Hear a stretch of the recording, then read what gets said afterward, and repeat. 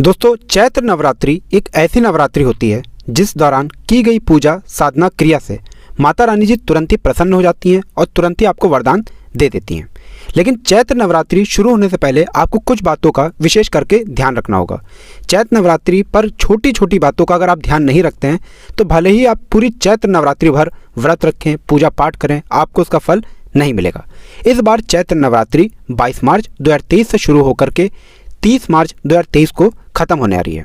और दोस्तों, चैत्र नवरात्रि का महत्व हमारे हिंदू धर्म में बहुत ही ज़्यादा है। कहा जाता है चैत्र नवरात्रि के दौरान अगर आप माता रानी जी के सामने थोड़ी सी पूजा पाठ क्रिया कर लें तो अवश्य ही माता रानी जी का वो आशीर्वाद आपको मिलता है कि आपकी कोई भी मनोकामना हो वो अवश्य ही पूरी हो जाती है।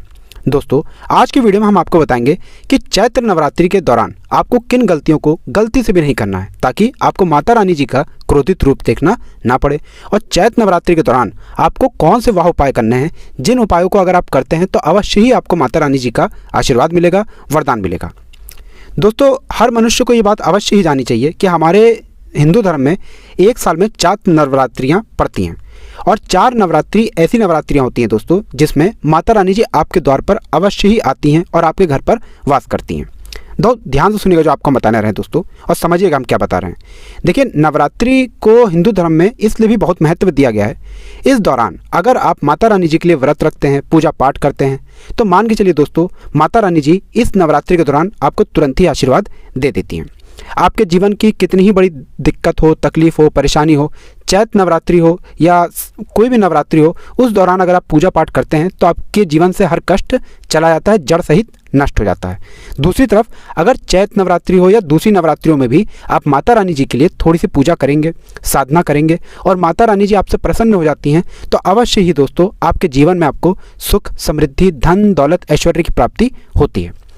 एक बात का ध्यान रखिएगा दोस्तों, माता रानी जी कभी भी ऐसे घरों में नहीं जाती हैं जहां पर पूजा पाठ सही तरीके से नहीं की जाती है। देखिए, धर्मशास्त्र में एक बात साफ साफ लिखी हुई है कि अगर आप पूजा पाठ नहीं करते हैं तो कोई दिक्कत की बात नहीं है, लेकिन अगर आप पूजा पाठ को गलत तरीके से करते हैं, गलत विधि विधान से करते हैं तो आपको देवी देवताओं का क्रोधित रूप देखना पड़ेगा। और वही हाल होता है चैत्र नवरात्रि में।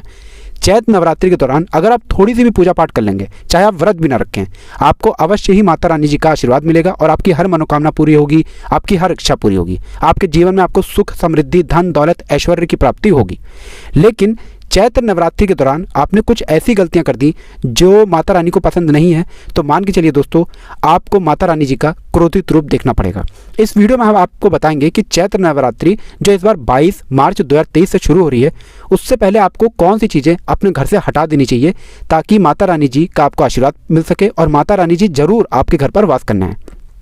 दोस्तों, नवरात्रि का समय एक ऐसा समय होता है जब 9 के 9 दिन माता रानी जी आपके घर पर वास करने आती हैं। और मान लीजिए माता रानी जी आपके घर पर वास करने नहीं आती हैं तो कहा गया है हमारे धर्मशास्त्र में, वास्तुशास्त्र में, तंत्र शास्त्र में कि माता रानी जी की जितनी भी सेविकाएं होती हैं वो आपके घर पर वास करने आती हैं। 9 दिन जितनी भी आप पूजा पाठ साधना क्रिया करते हैं, ये जितनी भी सेवकाएं होती हैं माता रानी जी की, ये माता रानी को बताती हैं उस बारे में कि इस घर में आपकी इस तरीके से पूजा पाठ की गई है।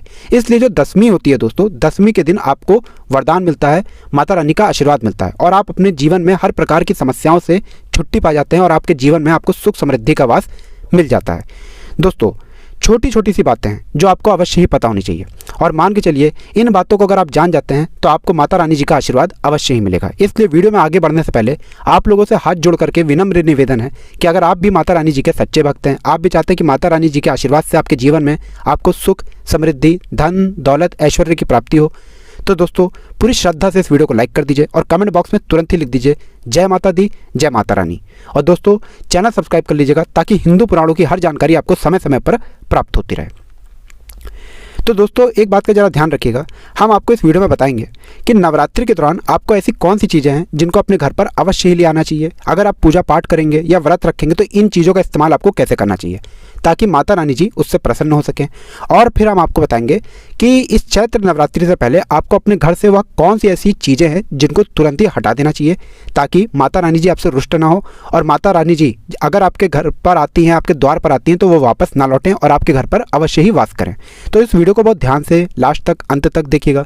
और दोस्तों, वीडियो में आगे बढ़ने से पहले आप लोगों से निवेदन है कि अभी तक आपने वीडियो को लाइक नहीं किया है तो वीडियो को लाइक कर दीजिएगा।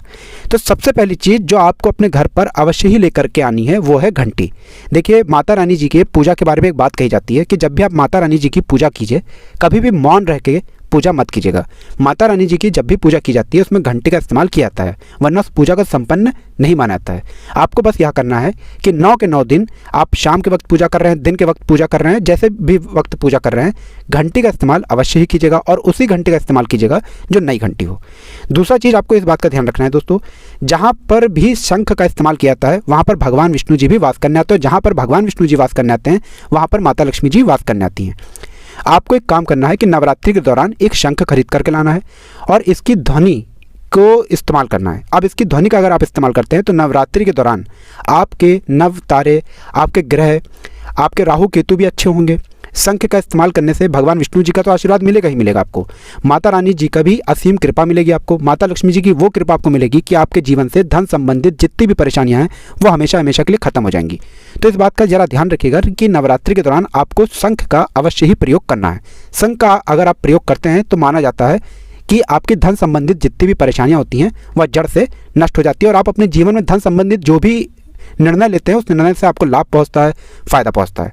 तीसरा दोस्तों, अब देखिए एक बात यह है कि आज का समय ऐसा है कि आप अगर सादा भी जीवन जी रहे हैं तो आपके शत्रु आपसे जलते हैं, वो आपको नुकसान पहुंचाने के बारे में हमेशा सोचते रहते हैं। तो नवरात्रि के दौरान जहाँ पे भी आपने माता जी की चौकी लगाई है वहाँ पर एक त्रिशूल अवश्य ही स्थापित कर दीजिएगा। अगर आप नवरात्रि के दौरान अपने घर पर एक त्रिशूल लेकर के आते हैं, नवरात्रि के बाद इसी त्रिशूल को किसी भी मंदिर में दान कर देते हैं, तो मान के चलिए माता रानी जी का वो आशीर्वाद आपको मिलेगा कि एक तरफ आपके लाखों दुश्मन खड़े हों, अकेले आप एक तरफ खड़े हों, वो आपका कुछ भी नहीं कर पाएंगे। तो कहा जाता है कि नवरात्रि के दौरान हमें माता रानी जी की चौकी पर एक नया त्रिशूल लेकर के आना चाहिए।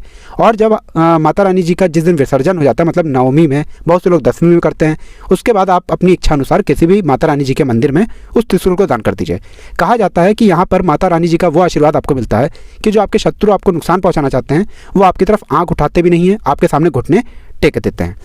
दोस्तों, अभी तक हमने आपको वह चीज़ें बताई हैं जो आपको अवश्य ही लेकर के आनी चाहिए। अब चौथी चीज़ है कि नवरात्रि के दौरान आपको गंगा जल हमेशा अपने घर पर के रखना है। हमेशा अपने घर में गंगा जल जरूरी रखिएगा, क्योंकि माता रानी जी की पूजा से पहले आपको गंगा जल का छिड़काव चौकी के पास करना है, घर में करना है। इससे घर में पवित्रता आती है। अब मान लीजिए आप और भी ज़्यादा पवित्रता का ध्यान रखते हैं तो गौमूत्र ले आइए, गौमूत्र का छिड़काव पूरे घर में करते हैं तो इससे ज़्यादा तो शुभ कुछ हो ही नहीं सकता है। ये हमारे हिंदू धर्म में बहुत ही ज़्यादा शुभ माना गया है।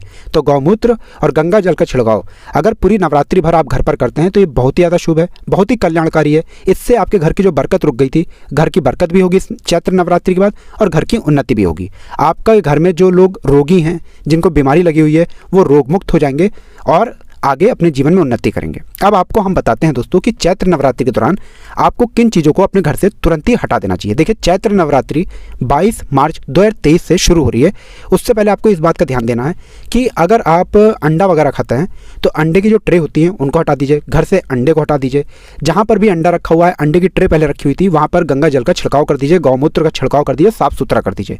अगर चैत्र नवरात्रि के दौरान आपके घर पर अंडा बनता है, भले ही आप व्रत रख रहा है आपका घर का कोई भी मेंबर और आप इधर अंडा बना रहे हैं, पूजा संपन्न नहीं मानी जाएगी। माता रानी कभी भी ऐसे घर में वास करने नहीं जाती हैं। दूसरा, बहुत से लोग दोस्तों नवरात्रि के दौरान अपने घर पर शराब की बोतलें रखते हैं। बहुत ध्यान दीजिएगा दोस्तों, चैत्र नवरात्रि हो या कोई भी नवरात्रि हो, कभी भी घर में शराब की बोतलें नवरात्रि के दौरान नहीं रखनी चाहिए। भले आप व्रत नहीं रख रहे हैं, भले ही आप पूजा पाठ नहीं कर रहे हैं, लेकिन आप कृपया करके दारू की बोतलें अपने घर पर मत रखिएगा, वरना मान के चलिए आपको कई प्रकार के दोषों का सामना करना पड़ सकता है। तीसरा, अगर आपके घर पर ऐसी कोई घड़ी है जो बंद पड़ी है, ख़राब हो गई है, तो या तो उसको फेंक ही दीजिए या उसको सेल डालकर के चालू कर लीजिए। बंद घड़ी नवरात्रि के दौरान घर में नहीं होनी चाहिए। चौथी चीज़, घर में जितनी भी गंदगी है जैसे जाला और ये सब कूड़ा कबाड़ा, इन सबको पूरी तरह से हटा दीजिए, पूरे घर की सफाई कर दीजिए। चैत्र नवरात्रि से पहले गंगा जल से छिड़काव कर दीजिए पूरे घर का, गौमूत्र से छिड़काव कर दीजिए और पूरी चैत्र नवरात्रि भर गंगा जल का छिड़काव करते रहिएगा। तो दोस्तों, ये कुछ ऐसी बातें हैं जो आपका जानना बहुत ही ज़्यादा जरूरी था। इसलिए दोस्तों, आप लोगों से हाथ जोड़ करके विनम्र निवेदन है कि अभी तक आप लोगों ने वीडियो को लाइक नहीं किया है, वीडियो को लाइक कर दीजिए और कमेंट बॉक्स में जय माता दी, जय माता रानी लिखना मत भूलिएगा।